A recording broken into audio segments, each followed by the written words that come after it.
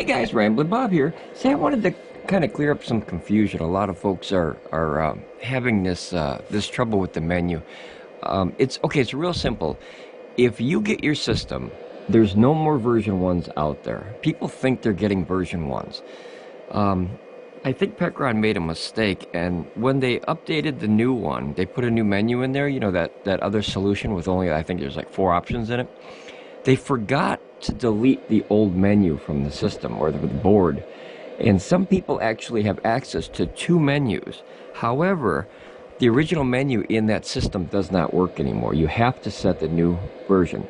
The easiest way to check it is in your settings. When you hold down both of these and you see 8 submenus inside that menu after you hold these down and then hit this twice, you know, with the wireframe flashing. If you have 8 menus, you have a it's hard to explain, guys. You have a system, a menu that does not work. So if you do use that hidden menu that way, the AC and the DC for 2 seconds, and then hit this one twice, you know, when this flashes, that means that, boy, it's hard to explain. I'm sorry, guys. Pecron really made a headache out of this. If you use the AC and the DC to access the menu, okay, and you have 8 submenus in that menu, do not use that menu. Back out of there, leave everything alone, because if you change anything in there, it's not going to do anything anyway. You have to use the second solution, or the first solution, whatever it was, where you just turn the system off, hold down the DC for like 8 to 10 seconds, and then you will see the real menu come up. This sounds like a headache, guys, and yes, it is. I think Pecron really kind of made a lot of headache out of nothing. But when they implemented the new firmware in these systems, they forgot to delete the old menu. So obviously one menu takes precedence over the other one, which is the shorter menu. There should only be 4 options in the menu, which is like the battery and the timer and the screen, and then the 4th one, whichever, I think the 4th one is the hertz. I'm not sure because I don't have that new one. I've always seen it a few times on people's videos. But if you do have a system and you have that 8th menu in your system, and the 8th one will say like 27 or 27.2, that's the floating voltage. Just don't touch it. Back out of that system and use the correct menu. I know this sounds a little strange, but Pecron has had a lot of oopsies with these systems because this is their first expandable system. So, you know, like any company out there, you're going to have mistakes. You're going to have oopsies. You're going to have problems. That's why I made this video and this channel to begin with, is to try to figure out what the correct answer to this headache was. So just a recap. I know this sounds like just another headache, but if you bought a system, you will not get version 1. They're already gone, and I think the black versions are already sold out, so they're only on the latest version. The latest version, you can confirm it by, if you see you see mine, it says 112 volts. I'm charging it right now, otherwise that would say 110.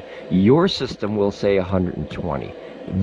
So right away, if yours says 120 right there, I guarantee you don't have a first model, because the first model was 110. So you can check that. If you click this once, you see the voltage for the battery here, okay, and then the 50%. If you click the bottom one once, you'll see 113 volts and the power factor, okay? Now notice you don't have the hertz out there, and you don't have 120 voltage for your AC outlets. So that's the easiest way to determine if you have version 1, which I highly doubt anybody has it, because my videos have literally reached thousands of people, and Pecron saw it and they fixed their mistake. So I have to give them kudos to that. I'm not happy that they released a product that was kind of incomplete, but understandably so. It's their first expandable unit. So like buying it, I expected there was going to be headaches. I expected that. It's the same as Blue Eddy with their AC200P. They had a lot of headaches with that model, right? So that was, I believe, their first expandable unit. So I know that you know, the customer should always be protected in this situation, which I agree. But you have to also remember that with technology there comes oopsies, changes, and updates. A lot of systems that have apps, much easier to go through the updates and do the app. I wanted a system that was extremely basic, and because of that, now we have to go through these steps and kind of do it the old-fashioned way. But, so, just a very simple recap, guys. If you have 120 or higher volts here, then you don't have version 1. I can't believe that they're out there anymore. I really can't, because they updated all the boards and they updated all the machines, and I've heard directly from Pecron that they don't even release it or sell it anymore. So, like I said, I don't work for Pecron. I'm only going off what I heard. But, and that's, you know, directly from the horse's mouth. So, you know, they made the machine, I didn't. But that's the easiest way to tell. So, the people that have that 8th menu in their submenus, right away, that's a red flag to back out of that menu and hold down this DC for 10 seconds, and then you will get the real menu. I know that sounds like a headache, guys, but feel free to leave a comment. I already seen a few machines like that out there.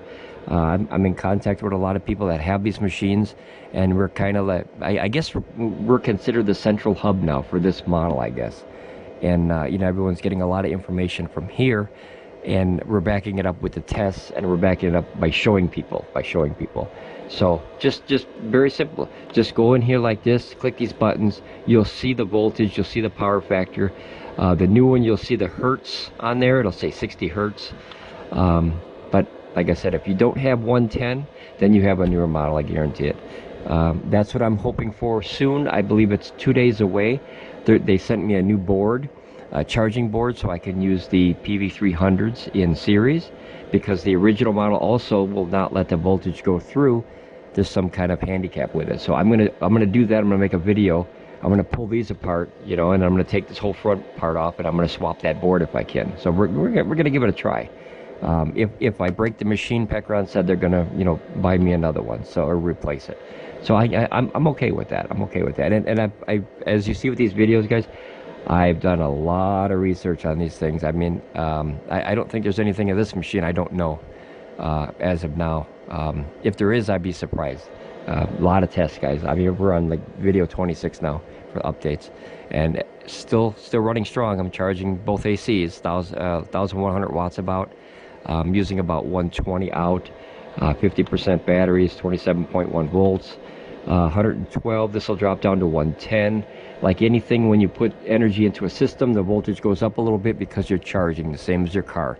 You know, your battery is only 12.8, but it goes to 14 when you charge. Simple. So that goes up a little bump when you charge. The power factor is 0.8, 0.7. That means that the stuff I have hooked up is obviously not as efficient as it could be. Like a heater and a light bulb uses 100%, which means your power factor will be, you know, 1.0. It can't really get any higher than that. So, okay, I'm going to put this up, guys, but simple. If you have any questions, please comment, like, subscribe. We can use you in this, in this fight to technology here, to understand technology. All right, guys, be safe, ramble on, and I'll talk to you again. All right, bye.